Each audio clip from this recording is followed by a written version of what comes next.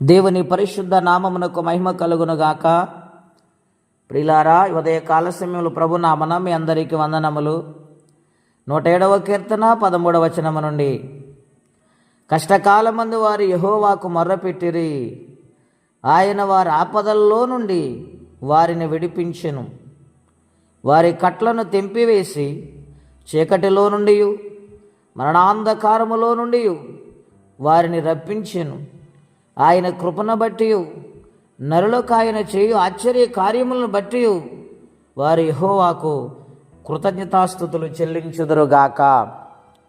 ప్రియమైన దేవుని బిడ్డలారా, పరిశుద్ధాత్మ దేవుడు ఈ ఉదయ కాల సమయంలో మనందరితో మాట్లాడుచు ఉన్నారు. నాటి కాలములు ఇశ్రాయేలు ప్రజలు ఐగుప్తు దేశానికి ప్రయాణమై బయలుదేరారు. మార్గ మధ్యములు ఆయాసపడుతూ ఉన్నారు. శత్రులు వారిని వెంబడించారు. ముందు చూస్తే సముద్రం, వెనక చూస్తే శత్రువులు తరుముకుంటూ వస్తున్నారు. అటువంటి పరిస్థితుల్లో వారి దేవునికి మొర్రపెట్టారు.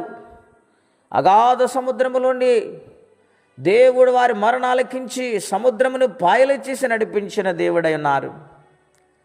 వారి ఎడారులలో, కొండలలో, లోయలలో, అరణ్యాలలో ప్రయాణము చేస్తున్నప్పుడు వారికి వచ్చిన ఇబ్బందులు, కష్టాలను బట్టి వారి దేవునికి మొర్ర పెడుతూ ఉండేవారు. ఆ మొరను ఆలకించిన దేవుడు, వారి కష్టాన్ని చూసిన దేవుడు వారికి సహాయము చేసి ఆ సమస్యల నుండి, ఆ కష్టాల నుండి, ఆ కట్లను తెంపివేసి వారికి సమాధానం ఇచ్చేవారు దేవుడు. ప్రియులారా, ఆయనకు కృతజ్ఞతాస్తుతులు చెల్లించి వారై ఉండాలి. అవును ప్రియులారా, నాటి కాలంలో వారి ప్రయాణంలో తోడే ఉన్న దేవుడు, వారిని కాపాడుతూ నడిపించిన దేవుడు, ఆ దేవుడు ఈ రోజున మనల్ని కాపాడుతూ ఉన్నాడు. మనలను కరుణించి నడిపిస్తూ ఉన్నారు. ఈ దినాలలో మనము చూస్తే ప్రియులారా, బయటికి వెళ్ళిన వారు ఇంటికి తిరిగి రాగలుగుతున్నారా? ఎన్ని సమస్యలు, ఎన్ని ఆపదలు, ఎన్ని యాక్సిడెంట్లు జరుగుతున్నాయి, ఎన్ని భయంకరమైన రోగాలు, తెగుళ్ళతో మరణాపాయ పరిస్థితులు గుండా ప్రయాణము జరుగుతూ ఉన్నది. ఇటువంటి అంచె దినాలలో దేవుడు ఎంత కరుణాస్వరూపుడు, మమ్మలను ఎంత ప్రేమిస్తున్నారు, కాపాడుతున్న దేవుడు ఆయన, కరుణిస్తున్న దేవుడు ఆయన, మన కట్లను తెంపివేసి మనకు జయాన్నిచ్చే దేవుడు ఆయన.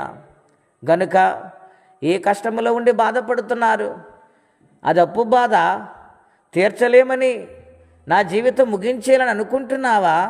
ఓ ప్రియమైన సోదరుడా, సోదరి, ఈ ఉదయకాలము దేవుడు నిన్ను పిలుస్తూ ఉన్నాడు.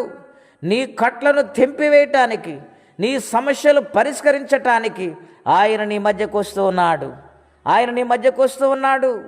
దేవుని బిడ్డ, రక్షణ లేక నశించిపోతున్నారా? రక్షణ ఇవ్వటానికి ఆయన బయలుదేరి వస్తూ ఉన్నాడు. ఆయన సన్నిధి నీతో వస్తూ ఉంది. రోగాలతో బాధపడుతున్నారా? ఈ రోగము నాకు తగ్గదు, నేను చనిపోతాను అనుకుంటున్నారా? ఈరోజు దేవుడు నిన్ను ముట్టబోతూ ఉన్నాడు. దేవుని హస్తము నిన్ను తాకబోతూ ఉంది. విజయాన్ని పొందుకోబోతున్నావు. స్వస్థత శీఘ్రమని అనుగ్రహించబడుతుంది. దేవుని బిడ్డ, భయపడవద్దు. అయ్యో, పరీక్షలు వస్తున్నాయి, నేను రాయలేకపోతున్నాను, నేను పాస్ అవుతానా, నేను ఉద్యోగం చేయగలను అనుకుంటున్నావా? ఈరోజు దేవుడు వాగ్దానము చేస్తున్నాడు. నీ సమస్యలని, కట్లను తెంపివేసి నీకు జయాన్ని ఇవ్వబోతూ ఉన్నాడు. విశ్వసించు, జయముతో దేవుని సందులో ఆరాధన చేయి. దేవుడు నిత్యముగా ఆయన నిన్ను జ్ఞాపకం చేసుకుంటాడు. అటువంటి దీవెన ప్రతి ఒక్కరూ పొందుకోవాలని కోరుకుంటూ ఈ మాటలు ముగిస్తున్నాను. ప్రార్థనండి. అత్యంత కృప కలిగిన దేవా, మహోన్నతమైన మీ నామం కొరకే వందనాలు. పరిశుద్ధాత్మ దేవుడా, వాక్యము ద్వారా మా మధ్యకు వచ్చావు. ఎన్నో సమస్యలు ఈరోజు ప్రతి ఒక్కరికి మీరు తీర్చబోతున్నారు. నాయన, మీరు కరుణ చూపుతున్నారు గనక వారు పొందుకునే బలమును, శక్తిని, లోబడే భక్తిని యేసుక్రీస్తు నామంలో మీరు దయచేసి మహిమ తెచ్చుకోమని, ఈ దినము దీవెనకరంగా మార్చమని యేసుక్రీస్తు వారి పుణ్యనామంలో ప్రార్థించి వేడుచున్నాము తండ్రి. ఆమెన్. దేవుడు దీవించునుగాక. ఆమెన్.